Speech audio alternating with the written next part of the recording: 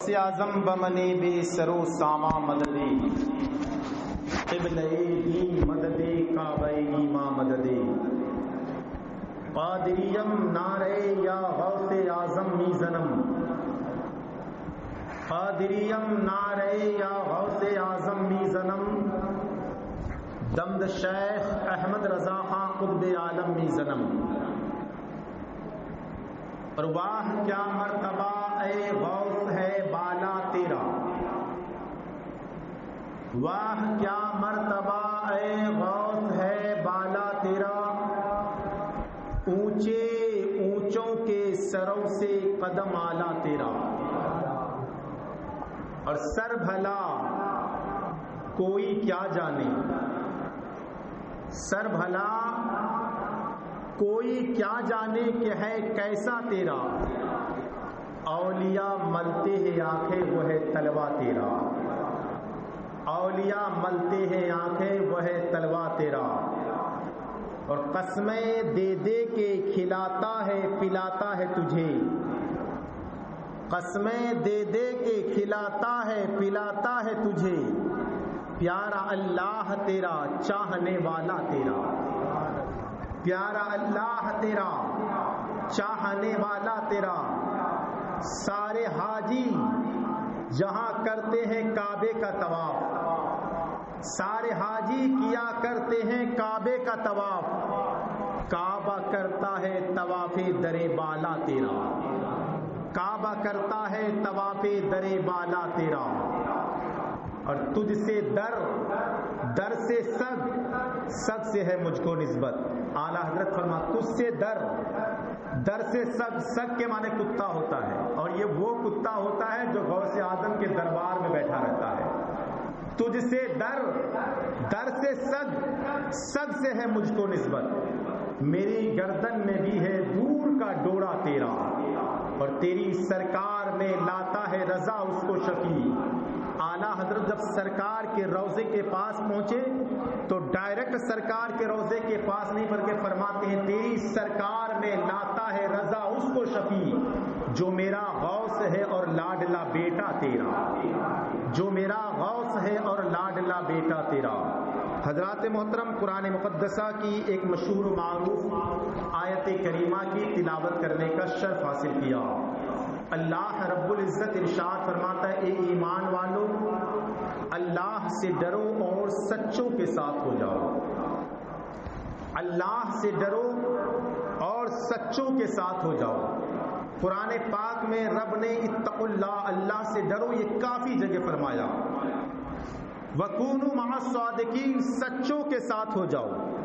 یہ سچوں کے ساتھ ہونے کا سبب کیا ہے؟ یہ سچوں کے دامن سے وابستہ رہنے کی وجہ کیا ہے؟ ہم اگر کسی پیر سے مرید ہوتے ہیں اس کا اصل مقصد اور مطلب کیا ہوتا ہے؟ میرے پروردگار نے ارشاد فرمایا وَكُونُوا مَعَ الصَّادِقِينَ، سچوں کے ساتھ ہو جاؤ، اس لیے کہ سچے وہ لوگ ہوتے ہیں جس پر شیطان کبھی حاوی نہیں ہو سکتا، جس پر شیطان جس کو کبھی بہکا نہیں سکتا۔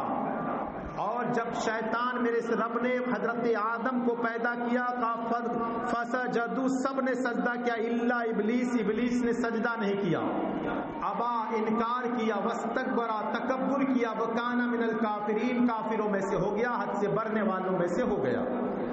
تو کیا کہا میں آپ کے بندوں کو بہکاتا رہوں گا، آپ کے بندوں کو میں راہ راست سے بھٹکاتا رہوں گا۔ رب نے فرمایا جو میرا خاص بندہ ہوگا، جو میرا محبوب ہوگا تو اسے کبھی بہکا نہیں سکتا، بھٹکا نہیں سکتا۔ اب وَكُونُوا مَعَ الصَّادِقِينَ، سچوں کے ساتھ ہو جاؤ، کیونکہ سچے لوگ وہ ہے جو رب کا خاص بندہ ہے، سچے لوگ وہ ہے جو رب کا چہیتا بندہ ہے، اور جو رب کا چہیتا بندہ ہوتا ہے شیطان اس پر حاوی نہیں ہو سکتا، اسی لیے اس کے دامن سے وابستہ ہو جاؤ جس پر شیطان کا وار نہیں چلا کرتا ہے، جس کو شیطان بہکا نہیں سکتا ہے۔ جب بات آ گئی بہکانے کی، کیونکہ یہ تو ایسا ہے کہ بڑے بڑوں کو بہکانے کی کوشش کیا ہے، بڑے بڑوں کو راست سے بھگانے ہٹانے کی کوشش کیا ہے. یہ تو دنیا ہے. انسان جب مر جاتا ہے قبر میں اس کو رکھ دیا جاتا ہے اور رب کے فرشتے پوچھتے ہیں من رب کا تیرا رب کون ہے, ماں دینوں کا تیرا دین کیا ہے, ماں کنتا تقول فی حق حاضر رجل, اس شخص کے بارے میں تو کیا کہتا تھا. اللہ اس وقت بھی شیطان ایمان چھیننے پر لگا ہوا رہتا ہے, اس وقت بھی چاہتا ہے کہ اب بھی اس کا ایمان چھیننے پہ آ جائے. اللہ لیکن میں آپ کو بتا دو, جو اللہ کا خاص بندہ ہوتا ہے, اللہ کا محبوب بندہ ہوتا ہے, شیطان کبھی اس کے اوپر حاوی نہیں ہو سکتا. دنیا کے ایک بہت بڑے امام گزرے جس کو دنیا حضرت امام نجم الدین کبریٰ ان کا مرید ہے, جس کو دنیا امام فخر الدین رازی رحمت اللہ علیہ کے نام سے جانتی ہے. یہ کون امام فخر الدین رازی رحمت اللہ علیہ, جن کی کتاب پڑھ کر عالم دین بنا جاتا ہے, جن کی کتابیں پڑھ کر مفتی بنا جاتا ہے, جن کی کتابیں پڑھ کر محقق و مدرس بنا جاتا ہے, وہ امام فخر الدین رازی رحمت اللہ علیہ. آج امام فخر الدین رازی کے جاکنی کا وقت ہے, آخری وقت ہے, آخری سانسیں چل رہی ہے. اس وقت شیطان نے آ کر حملہ کیا. اے امام فخر الدین رازی, اپنے وقت کا بہت بڑا امام کہلانے والا, اپنے وقت کا بہت بڑا امام کہلانے والا, اچھا یہ بتاؤ کہ اللہ کے بارے میں بتاؤ کہ خدا کتنے ہیں. امام فخر الدین رازی نے فرمایا اللہ ایک ہے, کیونکہ رب نے فرمایا قل هو اللہ احد. محبوب فرما دو کہ اللہ ایک ہے. کہا دلیل بھی بتا دو. ایک دلیل بتایا. شیطان جو اپنے آپ کو معلم الملائکہ سمجھتا تھا نہیں سمجھتا تھا, اس نے ایک دلیل کو اپنے علم کے ذریعے سے رد کر دیا. دوسری دلیل دکھائی. جاکنی کا وقت امام فخر الدین رازی رحمت اللہ علیہ کا, جو ایک وقت میں آخری وقت میں اس شیطان کو 360 دلیل دکھائی. شیطان نے اپنے علم کے ذریعے سے ایک کو رد کرتا گیا. اللہ جب 360 دلیل دکھا دیے, شیطان اپنے علم کے ذریعے سے رد کرتا گیا. اب کرے تو کرے کیا. جاکنی کا وقت ہے, ایمان چھیننے پہ لگا ہوا ہے. پیر کہیں پہ ہے, مرید کا ایمان چھن رہا ہے. پیر کی نظر ولایت نے مرید کو دیکھا ہے. اللہ حضرت نجم الدین کبریٰ اپنے وضو بنا رہے تھے, پانی لوٹا لے کے وضو بنا رہے تھے. اچانک نگاہ ولایت اٹھی ہے, دیکھا میرے مرید کے جاکنی کا وقت ہے اور شیطان ایمان چھیننے پہ لگا ہوا ہے. اسی وقت اپنے لوٹے کو پھینکتے ہیں اور کہتے ہیں میرے مرید کیوں نہیں کہتے میں اپنے خدا کو بغیر دلیل کے ایک مانتا ہوں, میں اپنے پروردگار کو بغیر دلیل کے ایک مانتا ہوں. اتنا کہنا تھا, شیطان بھاگتا ہوا نظر آیا.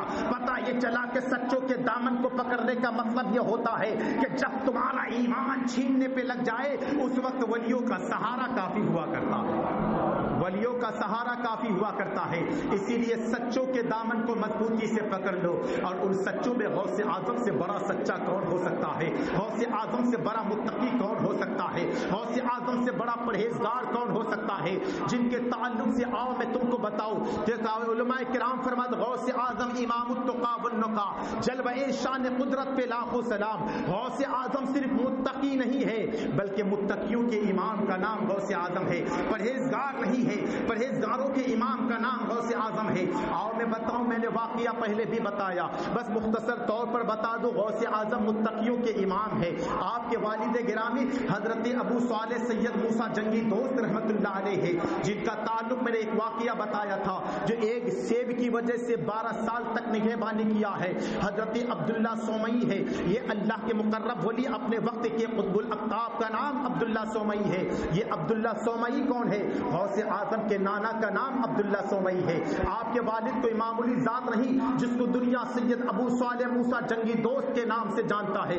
آپ کی پھوفی جان جو اپنے وقت کی بہت بڑی ولیہ ہے, آپ کی والدہ حضرت ام الخیر فاطمہ جس کا نام ہے, جن کی آج تک پردے اور حیا کا عالم یہ ہے کسی غیر محرم نے آپ کے طرف نظر نہیں کیا ہے, جہاں آج تک بغیر ضروریات کے بعد آپ نے گھر سے قدم باہر نکالی ہے. آپ کے آنکھوں کا عالم کسی غیر محرم تک آج تک دیکھی نہیں ہے. آپ کے ہاتھ کسی غلط کام کے لیے آگے نہیں بڑھا ہے. آپ کے قدم کبھی بے شریعت کے علاوہ آپ نے شریعت کے علاوہ آپ نے کبھی اپنے گھر کے باہر قدم نہیں رکھا ہے. جب ایسی پاک باز مائیں ہوا کرتی ہے, جب باپ ابو صالح موسیٰ جنگی دوست جو ایک سیب کے لیے 12 سال تک باغ کی نگہبانی کرتے ہیں. جب ان کے گھر میں کوئی بیٹا پیدا ہوتا ہے تو پھر کوئی اور نہیں غوث اعظم پیدا ہوا کرتا ہے. اپنے وقت کا قطب الاقطاب پیدا ہوا کرتا ہے. اپنے وقت کا امام المتقیوں کے امام پیدا ہوا کرتا ہے. غوث اعظم کے والد کے تقوی کا عالم ایک سیٹ کی وجہ سے 12 سال تک نگہبانی کیا. تقوی کا عالم یہ تھا کہ اے ابو صالح اگر بخشش ہو گئی تو کل میدان محشر میں پرسان حال نہ بننا پڑے گا. جن کے والد اتنا تقوی والا ہو تو پھر بیٹا متقیوں کے امام کیوں نہ بنے گا. اللہ غوث اعظم جن کے بچپنا کا بے مثال ہے, جن کی جوانی بے مثال ہے, جن کا بڑھاپا بے مثال ہے. کون غوث اعظم کی ذات بابرکات ہے؟ میں مختصر طور پر آپ کو ذکر کرتا چلوں. سیدنا غوث اعظم رضی اللہ تعالیٰ عنہ جن کے آنے کی خبر کتنے اولیاء کرام نے دی ہے. حضرت جنید بغدادی نے جن کے آنے کی خبر دی, جس کے بارے میں حضرت ابو بکر رزاق رحمۃ اللہ علیہ نے آنے کی خبر دی. بڑے بڑے اولیاء کرام نے جن کے آنے کی خبر دی اور فرمایا کہ ایک ایسی ذات آنے والی ہے جس کا نام عبد القادر جیلانی ہوگا. وہ بغداد کے منبر پر کھڑا ہوگا اور کہے گا قدمی علی ہذہ رقبۃ کل ولی اللہ, میرا یہ قدم تمام اولیاء اللہ کے گردن پر ہے. اس وقت جتنے ہوں گے سب اپنے سروں کو جھکا لیں گے. فرماتے حضرت غوث اعظم کا نام آپ کو ولایت مشرق کہا جاتا ہے. آپ مشرق میں بیٹھ کر بھی پوری دنیا پر نگہبانی کر رہے ہیں. اس وقت ایک اللہ کے ولی اور ہے جس کا نام محدث ابن عربی رحمۃ اللہ تعالیٰ نے ہے, اس کو ولایت مغرب کہا جاتا ہے. اللہ اتنے بڑے ولی ہیں, ایک مرتبہ منبر پر خطبہ دے رہے ہیں اور جب خطبہ دیتے ایک خطبہ دینے والے حضرت محدث ابن عربی فرماتے ہیں کہ اس وقت خطبہ دے رہے تھے. اسی طرح جمعہ کا دن تھا اور جمعہ کے دن میں علماء کرام بڑے بڑے اولیاء کرام مسجد کے اندر بیٹھے ہوئے ہیں. اتنے میں اپنے سر کو جھکا لیا اور فرمایا لا بل عینی و راسی. اللہ اتنا کہنا تھا, مریدوں نے کہا تھا حضور معاملہ کیا ہے, بات سمجھ میں نہیں آئی. کہا کہ تجھے معلوم ہے کہ آج کیا ہوا؟ اللہ یہ اللہ والوں کی نظر کہاں رہا کرتی ہے. نگاہ ولی میں وہ تاثیر دیکھی, بدلتی ہزاروں کی تقدیر دیکھی. الٹے ہی چال چلتے ہیں دیوان گانے عشق, آنکھوں کو بند کرتے ہیں دیدار کے لیے. حضرت محدث ابن عربی فرماتے ہیں میں ممبر پر کھڑا تھا, میں نے کیا دیکھا, میری نگاہ ولایت اٹھی تو میں نے دیکھا بغداد کے ممبر پر آج غوث اعظم ممبر پر کھڑے ہو کر فرما رہے ہیں قدمی علی ہذہ رقبۃ کل ولی اللہ, میرا یہ قدم تمام اولیاء اللہ کے گردن پر ہے. اس وقت میری نظر جہاں تک گئی ہے سب نے اپنے سروں کو جھکا لیا تھا. میں نے مشرق کی طرف دیکھا, سب اللہ والوں نے اپنے سروں کو جھکا لیا. مغرب کی طرف نظر گئی, اللہ والوں نے اپنے سروں کو جھکا لیا. میں نے اس وقت جتنے ولی قبرستان میں لیٹے ہوئے تھے میں نے تب کی طرف دیکھا تو سب اپنے گردنوں کو جھکا لیا. میں نے لوح محفوظ میں عالم ارواح میں دیکھا, عالم ارواح میں جو ولی آئے نہیں آنے والے ہیں انہوں نے اپنی گردنوں کو جھکا لیا. وہ ولی جو ماں کے شکم مبارک میں ہے میں نے اس کی طرف بھی نظر کیا تو انہوں نے بھی اپنی گردنوں کو جھکا لیا. اسی لیے میرے دل نے گوارا کیا اور میں نے کہا لا بل عینی و راسی, اے غوث اعظم آپ کا قدم میرے گردن پر ہی نہیں, میرے آنکھوں پر اور میرے سروں پر بھی ہے.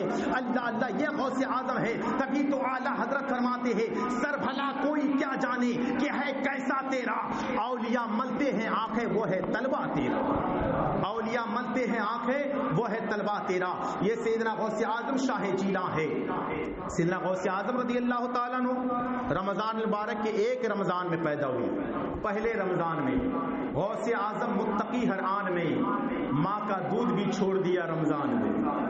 اللہ غوث اعظم پیدا ہوئے ایک رمضان میں, اور رمضان مبارک میں کوئی بھی بچہ جب پیدا ہوتا ہے, کوئی بھی بچہ دنیا کا کوئی بھی بچہ, تو اس کے اوپر شریعت لاگو نہیں ہوتا کیونکہ وہ بچہ ہے اور بچے کے اوپر شریعت نہیں ہے. علماء کرام فرماتے میرے سرکار نے فرمایا کہ جب بچوں کی عمر 7 سال ہو جائے پھر اس کو نماز کا حکم دیا جائے, اور جب 10 سال ہو جائے تو پھر مار کر نماز پڑھایا جائے, مار کر نماز پڑھایا جائے. تو پتہ یہ چلا کہ 7 سال کے بعد 10 سال کے بعد اب بچوں کے اوپر شریعت لاگو ہوتی ہے. اب وہ بچہ نہیں رہتا, یعنی شریعت کے قانون اس پر نافذ ہو جاتے ہیں. اور غوث اعظم تو بچپنے میں شریعت پر عمل کر رہے ہیں. پیدا ہوئے تو روزہ رکھا یعنی عالم یہ ہے کہ سحری کے وقت ماں کا دودھ پیتے ہیں, پھر افطار کے وقت دودھ پیتے, دن بھر دودھ نہیں پیتے. تو اللہ پر جو بچپنے میں شریعت پر عمل کر رہے ہیں تو بڑے ہونے کے بعد پھر کس پر عمل کریں گے؟ اب بچہ بڑا ہوا تو شریعت پر عمل کرے گا، جب تک بچہ تھا شریعت نہیں تھا، اس پر کوئی شریعت کا قانون نہیں تھا، لیکن جو ہی بڑا ہوا اب شریعت پر عمل کرے گا، اب اس کے اوپر پابندیاں عائد ہو گئی، بچہ جو ہی یعنی حد بلوغیت میں پہنچا اب نماز اس کے اوپر فرض ہو گئی، اب روزہ اس کے اوپر فرض ہو گیا، اب حج و زکوٰۃ کے اندر یعنی اگر اس پر مالی کی استطاعت ہے تو حج و زکوٰۃ فرض ہو گیا، لیکن جب تک 7 سال کا تھا، جب تک 10 سال کا تھا اس کے اوپر کوئی شریعت کا قانون لاگو نہیں تھا، اب بڑا ہوتا گیا شادی کیا تو بیوی کے حقوق اس پر آ گئی، بڑا ہوتا گیا ماں باپ کے حقوق اس پر ہے، پڑوسیوں کے حقوق ہے، یعنی بچہ بڑا ہوتا جا رہا ہے، شریعت کے قانون اور اس کے احکامات اس پر نافذ ہو جاتے ہیں، لیکن جو ہی بچہ بڑا ہوا تب، لیکن غوث اعظم تو بچپنے میں شریعت پر عمل کر رہے ہیں، اور کیسا پورا رمضان کا روزہ رکھا، جب چاند 29 کا تھا شبہ پیدا ہو چکا کہ عید کا چاند نکلا ہے کہ نہیں نکلا، سب حیران و پریشان ہے چاند نکلا ہے کہ نہیں نکلا، اگر چاند نکل جائے تو روزہ رکھنا حرام ہو جاتا ہے، اگر چاند نہ نکلے روزہ نہ رکھو تو پھر گنہگار ہوتا ہے، اب اسی سچویشن میں اسی کنڈیشن میں لوگ پریشان ہیں، اب جائے تو چاند کی شہادت کے لیے جائے کہا کہ جانے کی ادھر ادھر جانے کی ضرورت نہیں ہے، اب اس والے کے لہر ایک لڑکا پیدا ہوا ہے، اور عالم یہ ہے کہ پیدا ہوتے ہی روزہ رکھا ہے، اگر آج روزہ رکھا ہے ماں کا دودھ نہیں پیا ہے تو سمجھ جائیں گے کہ روزہ ہے، اگر دودھ پی لیا ہے تو سمجھ جائیں گے کہ عید کا دن ہے، جو بچپنے میں شریعت پر اور جن کے گواہ بنا رہے ہیں، جن کے دودھ پینے اور نہ پینے سے عید کا چاند سمجھ میں آ رہا ہے، وہ پھر بچپنے بڑے ہونے کے بعد پھر کس پر عمل کرے ہوں گے، تو میں آپ کو کہنا چاہتا ہوں کہ غوث اعظم بچپنے میں شریعت پر عمل کر رہے تھے اور بڑے ہونے کے بعد مصلحت پر عمل کر رہے ہیں، اب مصلحت کیا ہے؟ غوث اعظم اللہ اکبر عالم یہ ہے کھڑے ہو کر رات میں قرآن کی تلاوت کر لیا کر رہے تھے، رات بھر کھڑے ہو کر دو پیر پہ کھڑے ہو کے تلاوت کر رہے تھے، آج ہمارا نفس ہے نا گناہ کرنے پر معمول یہ نفس کرتا ہے، انسان سوچتا ہے کبھی کبھی تنہائی میں اگر ایمان والا ہے کہ مجھ کو اپنے رب کو راضی کرنا ہے کہ میں اتنا بڑا گنہگار ہوں، لیکن کبھی کبھی نفس کی یار ابھی تو زندگی باقی ہے، ابھی گناہ کر لے پھر کل پھر توبہ کر لینا، یہ نفس ابھارتا ہے انسان کو گناہ کرنے پر، لیکن غوث اعظم کا نفس فرماتے قرآن تلاوت کر رہے تھے، دو پیر پر کھڑے ہو کر تلاوت کر رہے تھے، بھوکے پیاسے، جانتے ہیں غوث اعظم 40 سال تک عشاء کی وضو سے فجر کی نماز پڑھی ہے اور 17 سال تک بھوکے پیاسے رہے، 17 سال تک، اب بھوکے پیاسے رہنے کا مطلب اللہ والا ہی جانے کہ ان کی غذا کیا تھی، مگر فرماتے ہیں کہ غوث اعظم 40 سال تک عشاء کی وضو سے فجر کی نماز پڑھی، رات میں قرآن کی تلاوت کرتے تھے کھڑے ہو کے، اچانک آواز آئی اے عبد القادر کچھ کھا لیا کرو، میں بہت پریشان ہوں، نفس سے آواز آئی، نفس سے آواز آئی، اللہ غوث اعظم فرماتے اے نفس تو مجھ کو کھانے کے لیے کہہ رہا ہے، عبادت سے روک رہا ہے، اب تک تو میں 2 پیر پر کھڑے ہو کر تلاوت کر رہا تھا، آج سے 1 پیر پر کھڑے ہو کر تلاوت کروں گا، غوث اعظم فرماتے 1 پیر پر کھڑے ہو کر تلاوت کرتے تھے، اللہ پر وقت گزرتا گیا، بھوک کی شدت تڑپا رہی ہے مگر رب کی بندگی نہیں چھوڑ رہے ہیں، ربانی عبادت پر عبادت کر رہے ہیں مگر رب کی بندگی نہیں چھوڑ رہے ہیں، کھانا پینا چھوڑ دیے مگر رب کی بندگی نہیں چھوڑ رہے ہیں، اللہ کو بھوک اب جب زیادہ بڑھنے لگی تو آج پروردگار فرمانے میرے بندے عبد القادر کچھ کھا لیا کرو کچھ پی لیا کرو، تبھی تو اعلیٰ حضرت فرماتے ہیں قسمیں دے دے کے کھلاتا ہے پلاتا ہے تجھے پیارا اللہ تیرا چاہنے والا تیرا، پیارا اللہ تیرا چاہنے والا تیرا، وہ غوث اعظم سیدی صاحب جیلا کی ذات بابرکات ہے جن کو رب قسمیں دے دے کے کھلاتا ہے پلاتا ہے، اس غوث اعظم کی عظمت کیا ہوگی، اس غوث اعظم کی ذات کیا ہوگی،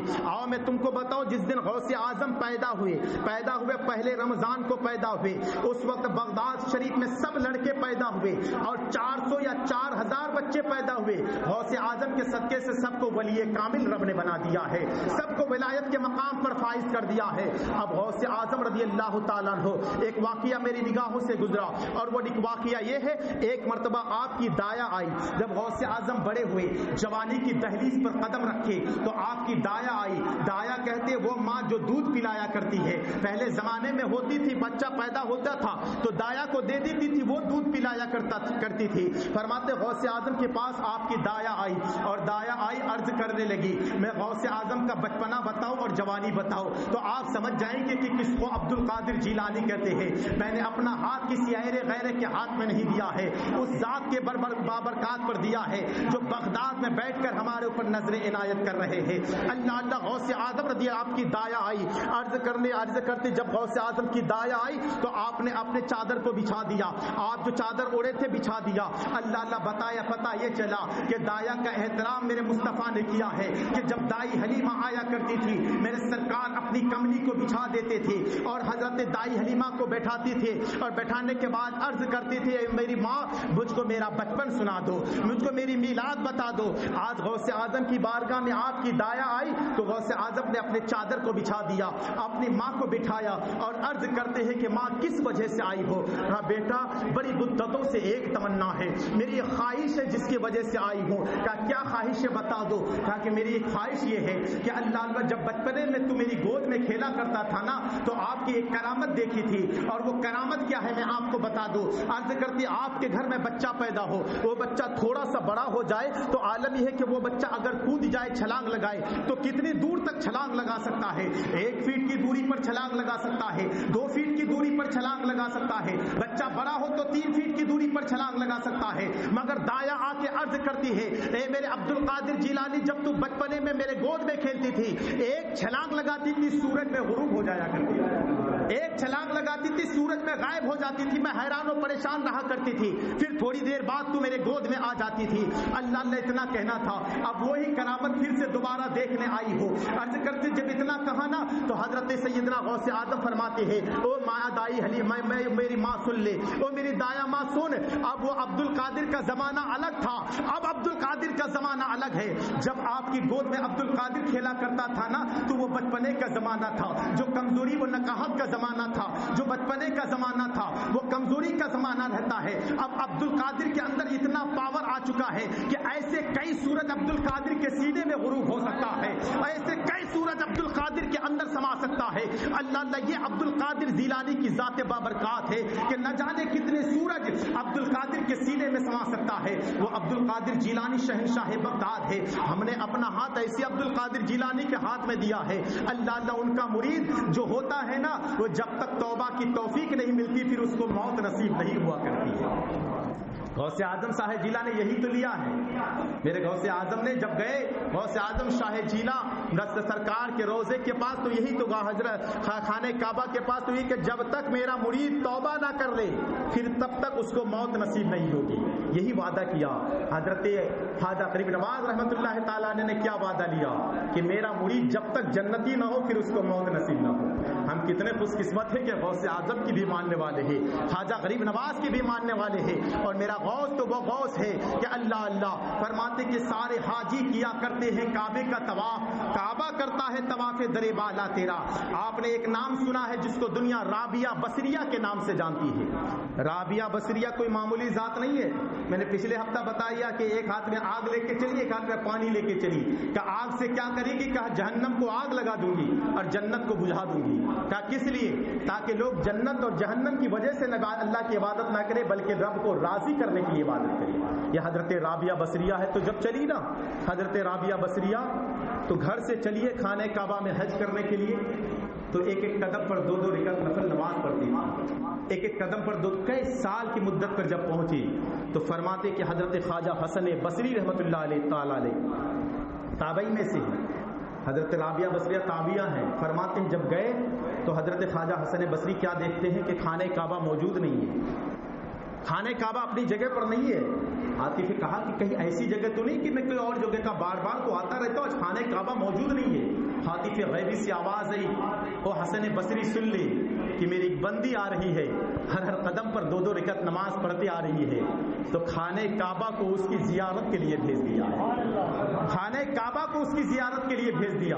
یہ حضرت رابعہ بصریہ ہے، اللہ جن کی زیارت کے لیے خانہ کعبہ آئے، اور غوث اعظم کی زیارت کے لیے نہیں، غوث اعظم جس حجرے میں رہتے اس کے طواف کے لیے خانہ کعبہ آیا کرتا ہے۔ تبھی تو اعلیٰ حضرت فرماتے ہیں سارے حاجی کیا کرتے ہیں کعبے کا طواف، کعبہ کرتا ہے طواف درے بالا تیرا، کعبہ کرتا ہے طواف درے بالا تیرا۔ اور اعلیٰ غوث اعظم رضی اللہ تعالیٰ عنہ کوئی معمولی ذات کا نام نہیں ہے غوث اعظم. فرماتے ہیں کہ اللہ کے ولی ہے، نام حضرت احمد جام رحمۃ اللہ تعالیٰ علیہ. احمد جام جانتے ہو جن کی سواری کیا تھی؟ وہ شیر پر سوار ہو کر جایا کرتے تھے، شیر پر سوار ہو کر جایا کرتے تھے. ان کا معاملہ یہ تھا، کیا دبے جس پہ حمایت کا ہو پنجہ تیرا، شیر کو خطرے میں لاتا نہیں کتا تیرا. حضرت احمد جام رحمۃ اللہ علیہ جب جاتے تھے تو شیر پر، اور جس کی یہاں دعوت ہوتی تھی تو اپنی دعوت کی غذا بعد میں پہلے شیر کے لیے ایک گائے کی طلب کیا کرتے تھے کہ میرے شیر کے لیے ایک گائے ہونا ضروری ہے. تو غوث اعظم کی بارگاہ میں پتہ چلا غوث اعظم کا شہرت بہت مشہور ہے. تو حضرت احمد جام رحمۃ اللہ تعالیٰ علیہ نے فرمایا کہ میں غوث اعظم کیونکہ میں آپ کے یہاں آنا چاہتا ہوں لیکن میرے شیر کے لیے ایک گائے ہونے کی ضرورت ہے. غوث اعظم نے فرمایا کوئی بات نہیں. جب آئے نا شیر کو ایک طرف رکھا. فرماتے غوث اعظم کے پاس ایک گائے بندھی ہوئی تھی جو دبلی پتلی تھی. غوث اعظم نے ایک مرید سے کہا کہ جاؤ اس کے شیر کے لیے. تو پیچھے پیچھے وہ کتا بھی چلا جو غوث کے ٹکڑوں پر پل رہا تھا، غوث کی ہڈیوں پر جینے والا. اللہ اس کو وہ قوت عطا کر دیتا ہے کہ شیر پر بھاری ہوا کرتا ہے. فرماتے جب چلا نا تو کتا بھی پیچھے پیچھے چلا، اور جب شیر کے قریب ہوا شیر نے جو ہی گائے پر حملہ کیا، وہ دبلا پتلا سا کتا شیر پر حملہ کیا، شیر کو 2 ٹکڑوں میں بانٹ دیا. تبھی تو اعلیٰ حضرت فرماتے کیا دبے جس پہ حمایت کا ہو پنجہ تیرا، شیر کو خطرے میں لاتا نہیں کتا تیرا. حقیقت میں کتے کی کیا اوقات ہے جو شیر کو چیڑ پھاڑ کر رکھ دے. اصل میں یہ طاقت اور قوت ہے تو غوث اعظم کی طاقت و قوت کا نام ہے. تبھی تو حضرت علی کرم اللہ وجہ الکریم ایک مرتبہ جب سوکھی روٹی کھایا کرتے تھے نا، چبا رہے تھے تو دانتوں میں درد ہو رہا تھا. کسی نے کہا تھا او علی اب روٹیاں چبائی نہیں جا رہی ہے، جو خیبر کو اٹھا کر پھینک دے. جو 40 آدمی جس کو خیبر کو نہ اکھاڑ پھینکے وہ تم نے تنہا اکھاڑ کر پھینک دیا ہے اور تجھ سے روٹیاں چبائی نہیں جا رہی ہے. تو حضرت علی مسکرا کر جواب دیتے ہیں کہ آج علی اگر روٹیوں کو چبا رہا ہے تو اس کی اپنی طاقت ہے، اگر خیبر کو اکھاڑ کر پھینکا تھا تو مصطفیٰ کی طاقت اس میں شامل تھی.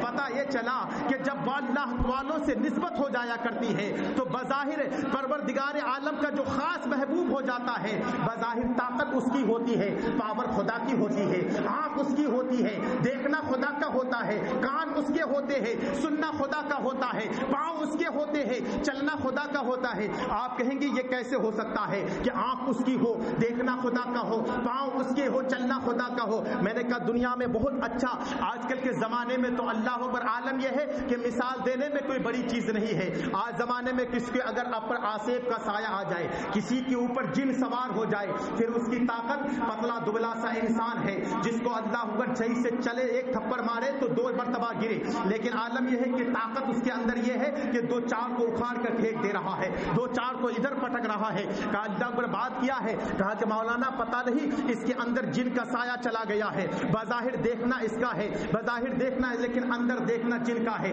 بظاہر طاقت اس کی ہے لیکن اندر پاور جن کی ہے، ہاتھ اس کے ہے، قوت جن کی ہے. بلا تسبیح و تمثیل جب اندر جن کا سایہ چلا جائے وہ جن کا مظہر ہو جاتا ہے، بلا تسبیح جو رب تعالیٰ کا ہو جاتا ہے. آنکھیں اس کی ہوتی ہے، دیکھنا خدا کا ہوتا ہے، پاؤں اس کے ہوتے ہیں، چلنا خدا کا ہوتا ہے، ہاتھ اس کے ہوتے ہیں، دیکھنا خدا کا ہوتا ہے. یعنی جو رب کا ہو جاتا ہے کائنات پھر اس کی ہو جایا کرتی ہے. اسی لیے اللہ تبارک و تعالیٰ کے محبوبین سے محبت کرتے رہا کرو. اللہ تبارک و تعالیٰ کے محبوبین سے محبت کرتے رہا کرو. اور اللہ کے محبوبین وہ ہوا کرتے ہیں جو اللہ پر وہ دنیا میں بھی آپ کی حفاظت کرتے ہیں اور انشاءاللہ کل میدان محشر میں بھی. ہم خوش قسمت ہیں. میرے سرکار فرماتے ہیں کہ کل قیامت کا دن وہ اسی کے ساتھ میں ہوگا جو دنیا میں جس سے محبت کرتا ہے. ہم خوش قسمت ہیں کہ غوث اعظم سے محبت کرنے والے ہیں، اعلیٰ حضرت سے محبت کرنے والے حضرات غوث اعظم